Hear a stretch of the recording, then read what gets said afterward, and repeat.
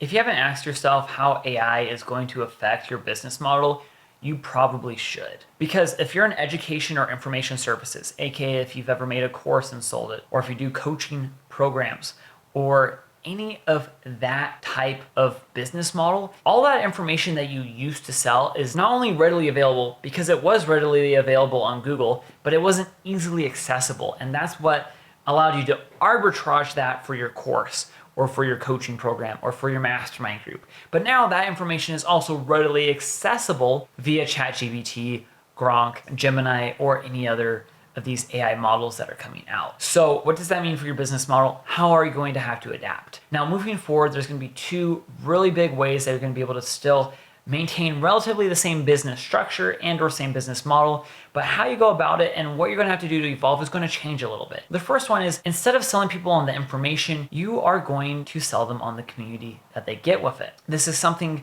that is not really replaceable and that is a really surefire way to get people involved. Now, this does affect what the different buyer types are going to be interested in. As far as like amiable and driver buyers go, they're going to be a lot more interested in this because it's going to put them in location with people that they really want to do business with and work with and get to know. As far as like analytical buyers go, they're not as community driven as other buyers will be. And the other option that you have if you don't want to necessarily sell based off of community is to sell off of implementation or done with you services that are different than just information. And this is going to allow you to say, hey, you get all of this information, but we're actually going to help you implement it. This is what it's going to look like. You're going to get feedback here.